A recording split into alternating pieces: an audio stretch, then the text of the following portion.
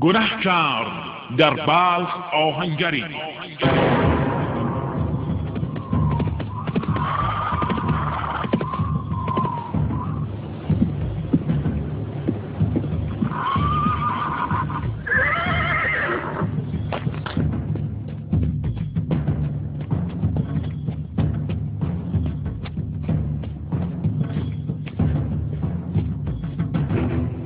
قربان یه آهنگری تو شهر بلخ گناه کرد. عجب. به جون مادر. در موردش بیشتر توضیح بده ببینم چی میگی. قربان این آلودگی صوتی ایجاد کرده. یعنی بر اثر اصابت چکش و آهن صدایی تولید کرده که محدوده فرکانسی این صداها بیش از 20 کیلوهرتز. قربان عجب. بیش از 20 کیلوهرتز تو این گرونی. عجب. عجب. لذا این صداها دیستورت شدن. قربان عجب. باعث آلودگی صوتی شدن. عجب. من باید خدمت شما عرض کنم که محدوده فرکانسی ذهن انسان بین 20 هرتز تا 20 کیلو هرتزه. اطلاع رسیده که یه آهنگری در بلخ آلودگی صوتی ایجاد کرده. این حکمش چیه؟ بابا ایشون 3 تا خلاف کرده. خلاف اولش ای بوده که به استناد بند 4 ماده قانون رسیدگی ایشون آلودگی صوتی ایجاد کردن. آلودگی صوتی از سطح فحش خوار مادر و صوت بدتره. میفهمید چطوری دارم میگم؟ یعنی شما توهین آلودگی صوتی به صدا، ایشون به استناد بند 4 ماده 8 رسیدگی به جرائم مرتکب توهین به صدا شده و محکوم اعلام میشن.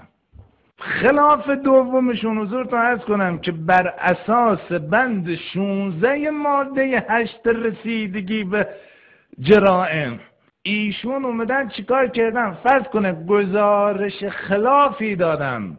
ایشون اومدن گفتن که من میخوام مثلا فرض کن آهنگری بکنم، وانه کردن. رفتن چیکار کردن؟ رفتن آلودگی صوتی ایجاد کردن. لذا بر اساس همه 2 تا خلاف ایشون محکوم به اعدامن و باید سر از تن ایشون جدا کنن که تا عبرتی باشه برای الباقی. قربان نمیشه یه کاری بکنن، یه چیزی وشش اضاف بکنن این جرمش سنگین تر بشه؟ این یه جرم دیگه هم دوش، جرم سیومش من یادم نیست، ولی همون 2 تا براش کافیه. خب برید اعدامش کنه. چطور شد؟ اعدامش کردن یا نه؟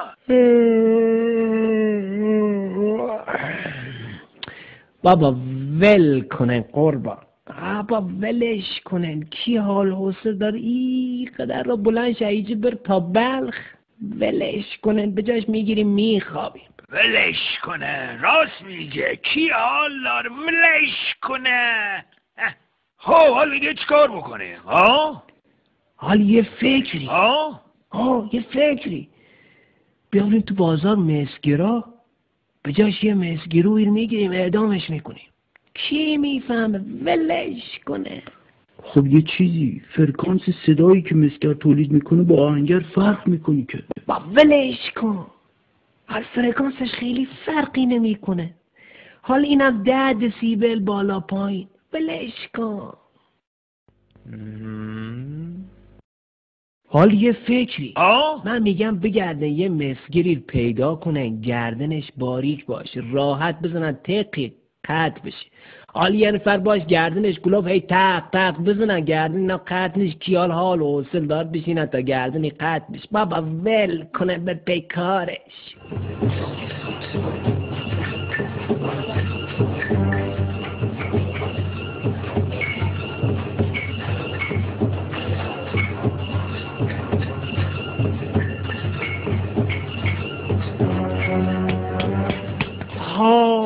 این خوبه. گردنوشم باریکه. آقای مسکر مسگر نظر به استناد گزارش فرکانس محترم صدا مبنی بر توهین و اهانت به ایشان و همچنین گزارش خلاف موضوع مورخ 11/2386 بنابراین به استناد بند 4 و 16 ماده 8 قانون رسیدگی به اعدام محکوم می شوید. امید است من بعد تمام سعی و تلاش خود را در جهت رعایت قوانین و مقررات به کار گیرید. در غیر این صورت طبق مقررات با شما برخورد خواهد شد. با تشکر، حاکم شوشتر. بزنه گردنی پدر سگه. به شوشتر زدند گردن مسکن. زمان زمان